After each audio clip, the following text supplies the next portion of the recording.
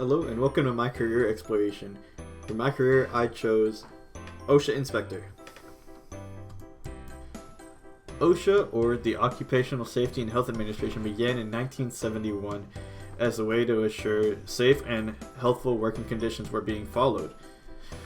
It provides a set of guidelines and standards to keep workers safe from any preventable dangers such as lead poisoning, shaky rails, trips, falls, hazards that can really injure somebody. A slip and fall can be just as dangerous as falling from a 10-foot ladder. The cool thing about OSHA inspectors is that their jobs vary a great deal. Water rigs and oil rigs are very different from hospitals and office buildings, but essentially they're called out to these job sites to inspect for lots of different safety violations.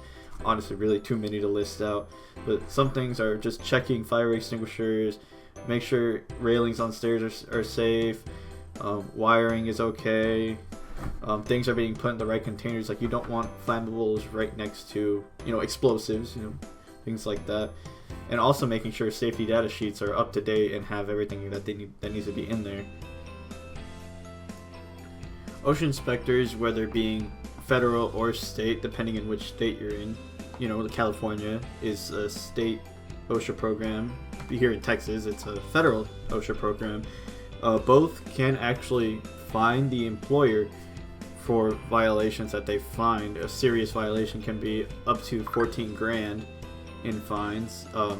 Things such as failure to abate to the changes that they ask or things they need to correct can also be a $14,000 fine per day, actually. And moving into willfully and repeating violations over and over again can be $140,000 in fines. OSHA inspectors also have the right to shut down the business until these problems are fixed. Since there are many different types of variations on where you can go with this job, where you can be different locations, and honestly experience differs heavily throughout this job, the salary actually goes back and forth a lot. I'm going from the lower end from 21 grand to the upper end of 93 grand. Although the national average is $48,000, if you're working out of Texas, you're not going to get paid as much as you're working in Alaska, somewhere that's more remote that nobody really wants to go and has much harsher living conditions.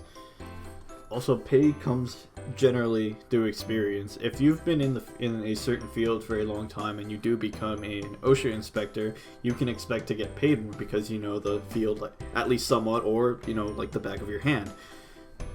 Schooling for an OSHA inspector actually requires a bachelor's in occupational health and safety, and if you do plan on moving up in the ladder, it does require a master's in something related, such as safety engineering or any other degrees from a technical school or vocational programs.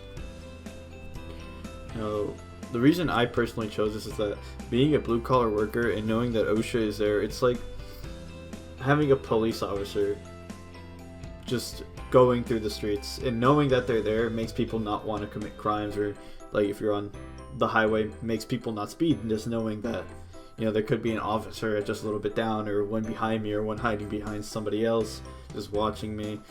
But it really just keeps the employers in check and lets us do our job without being forced to do it in a dangerous way.